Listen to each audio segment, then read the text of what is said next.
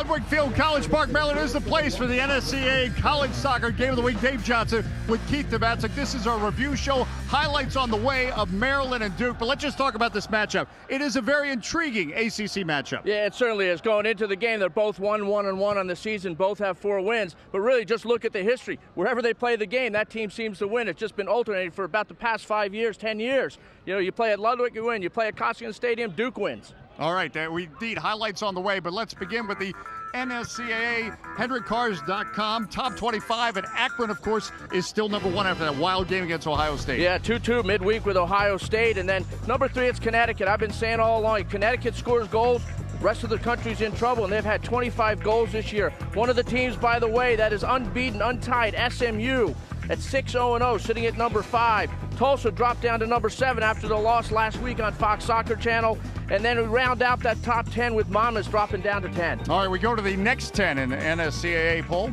Yeah, Michigan State, after their second game loss of the season to Georgetown, they've gone on a tear. They've won 6 in a row, sitting there at number 11. And then you look down, Butler, that's the other team that hasn't been beat, hasn't been tied. They're at 7-0-0. The California in there at 4-1-2, and then Ohio State, of course, having that big tie during. They'll be moving up next week, and we round out the top 20 with UCLA. All right, bring us home with the final 5. Well, you got a few teams in there for the first time. You got West Virginia going in there, of course, Washington in there as well at 4-1-1. Penn State, a big win during the week. St. Francis of PA, 4-3, 7 goals in that game. And rounded out, Tom Martin's got James Madison back where he thinks they belong in the top 25. The NSCAA top 25, and it's brought to you by HendrickCars.com.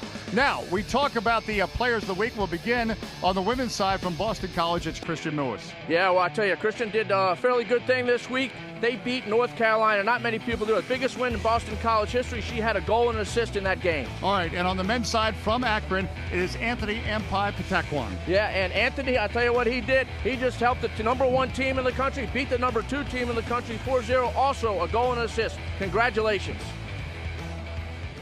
And congratulations to Maryland on a 2-0 win tonight over the Duke Blue Devils. And after a bright start for Duke, momentum went clearly Maryland's way. Yeah, it clearly did. Duke missed a chance early, a very good chance. And, of course, Maryland did far more in this game to deserve to win the game 2-0. Thoroughly had the best of the game. Duke certainly had their chances early on, and I think had they got one of them, who knows, could have been different. Well, first half, early on, this is that bright start we talked about for Duke. They were pressuring, winning corner kicks. Yeah, there's 2 or 3 corner kicks in the first half, had some chances, and then this coming back in after a corner kick, the cross, Zachary Math, his only mistake of the game, misplays it, but a mistake there by Ryan Finley, obviously an easy goal to put in. Here, Doug Rocky has slipped the ball through to Jason Herrick. Belshaw for Duke comes up with an easy save, and now here's Finley again, a tremendous run to get open. He just peeled away, gets the ball, facing goal. He's going to score that most of the time, doesn't get it on target.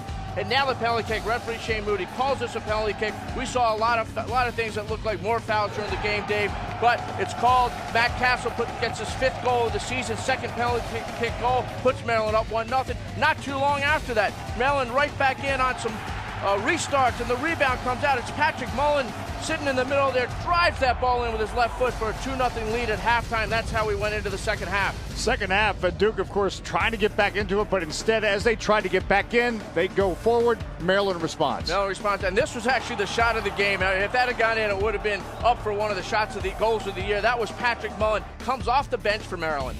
All right, indeed. The review show brought to you by the NSCAA, the biggest organization of soccer coaches in the world.